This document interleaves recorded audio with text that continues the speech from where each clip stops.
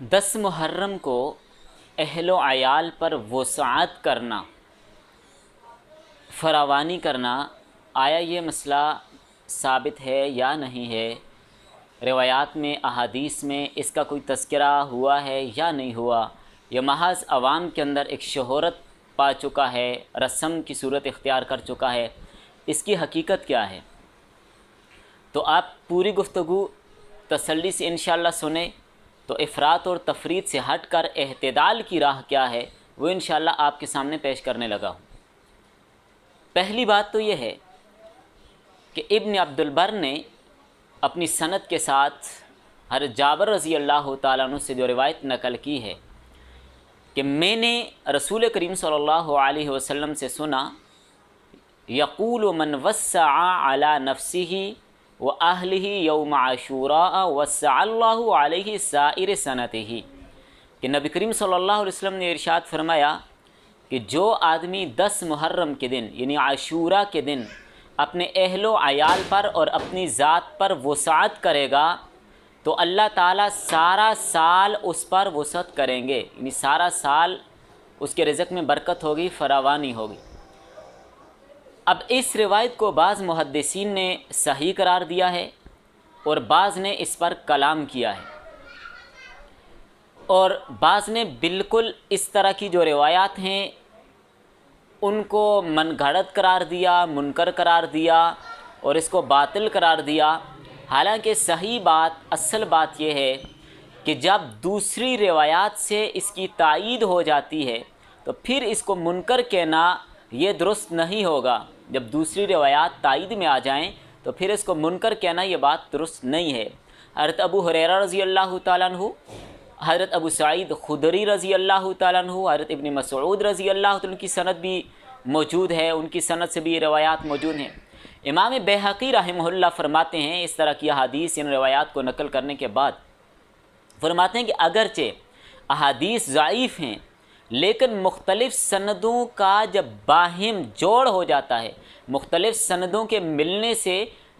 جب تائید ہو جاتی ہے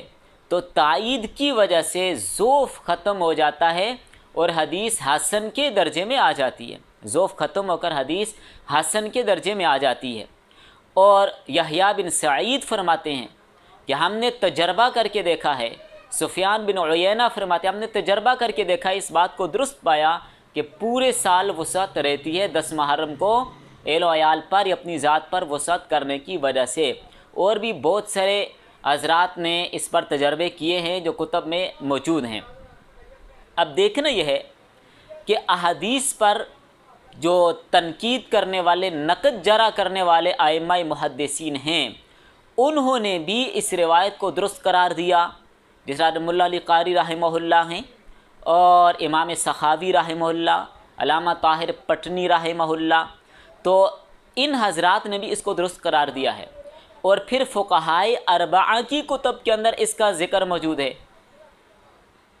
امام ابو حنیفہ رحمہ اللہ، امام شافعی رحمہ اللہ اور امام مالک رحمہ اللہ اور امام احمد بن حنبل رحمہ اللہ، ان حضرات کی کتب کے اندر بھی، یعنی فقہائے اربعہ کی کتب کے اندر بھی اس کا تذکرہ موجود ہے۔ اور در مختار کے اندر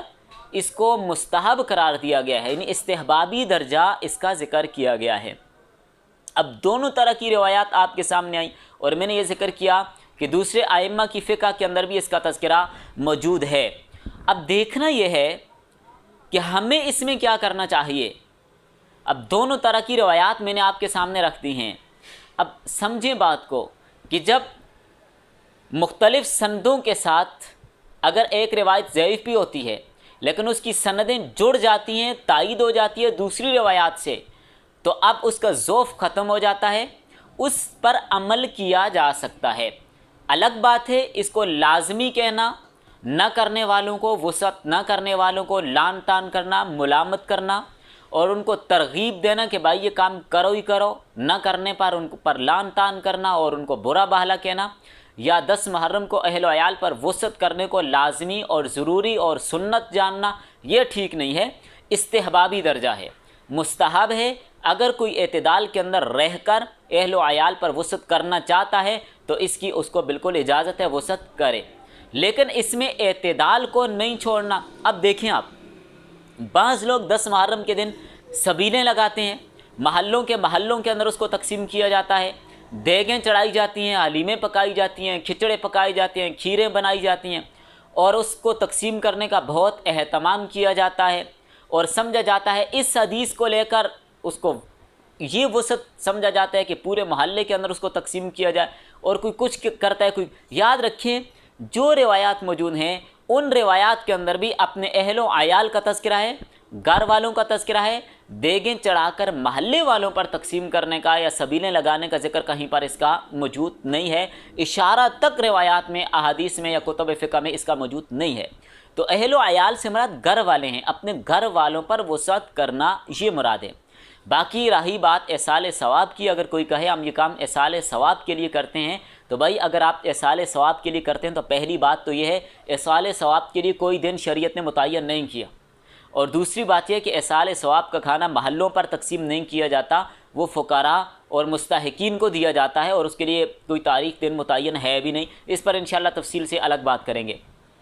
لیکن اتنا زیادہ اس مسئلے کو آگے لے جانا اور اس میں اتنا غلو کرنا یہ ٹھیک نہیں ہے، یہ ٹھیک نہیں ہے۔ اور پھر اس میں پتہ نہیں اور کیا کچھ کیا جاتا ہے، کھانے بھی محسوس بنائے جاتے ہیں اور انہی کو لازمی جانا جاتا ہے، یہ بالکل غلط بات ہے، شریعت اس کی اجازت نہیں دیتی۔ اور پھر میں نے کہا اعتدال میں رہتے ہوئے بعض لوگ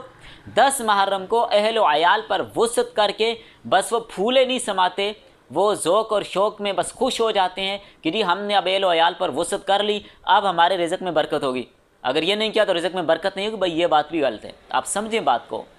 اب فرائض اور واجبات کا ترک کرنا، گناہوں کا نہ چھوڑنا، حرام کا نہ چھوڑنا، رزق کی تنگی کا اصل سبب تو یہ ہے۔ ہم فرائض و واجبات کی طرف جاتے نہیں، یہی لوگ نمازیں نہیں پڑھتے لیکن دیگیں چڑھا رہے ہیں،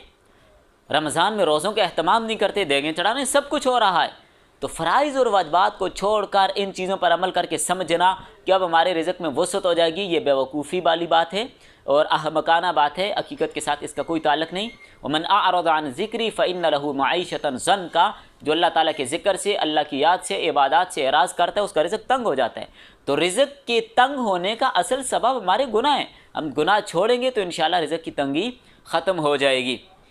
اور دوسری بات یہ سمجھیں، میں نے یہ عرض کیا کہ اعتدال کے اندر رہتے ہوئے یہ کام کر سکتے ہیں۔ اور اگلی بات یہ سمجھیں کہ آپ کے ذہن میں یہ بات آ رہی ہوگی کہ 10 محرم کو تو روزہ رکھنے کا حکم ہے، روزہ رکھنا ہے، مسنون عمل ہے، تو روزہ رکھیں گے تو اہل و عیال پر وسعت کیسے کریں گے؟ یاد رکھیں علامہ شامی رحمہ اللہ نے اس کی وضاحت فرمائی ہے کہ وسعت سے مراد صرف یہی نہیں ہے کہ کھانے پینے میں وسعت ہو، دیگر اشیاء اور ضروریات میں بھی وسعت کی جا سکتی ہے۔ مثلا لباس میں یا گھر کی دوسری جو ضروری اشیاء ہیں ان کے اندر وسعت کر لیں، ان کے اندر وسعت کر لیں۔ یا اس سے ہٹ کر بعض حضرات نے یہ لکھا ہے کہ 10 محرم کو جو آپ نے روزہ رکھا تو اس روزے کی افطاری کی جو تیاری ہے وہ 10 محرم کے دن میں ہی ہو رہی ہے، دن کو آپ تیاری کریں گے تو وہ تیاری کرنا بھی وسعت کے اندر شامل ہے۔ یا بالفرض سارے افراد کا روزہ نہیں ہوتا، گھر میں بچوں کا روزہ نہیں ہوتا یا جن کا روزہ نہیں ہے ان پر وسعت کر لیں۔ یا یہ صورت بھی اس میں ہو سکتی ہے کہ جو آپ نے روزہ رکھنا ہے 10 محرم کو، تو 9 محرم کا جب سورج غروب ہو گیا تو 10 محرم کی رات، اس رات میں وسعت کر لیں، سحری میں وسعت کر لیں تو انشاءاللہ یہ فضیلت حاصل ہو جائے گی، کوئی مشکل بات نہیں ہے۔ اللہ تعالیٰ سے دعا ہے اللہ تعالیٰ ہم سب کو اعتدال والا راستہ اختیار کرنے کی توفیق نصیب فرمائے۔ وما علینا الا البلاغ۔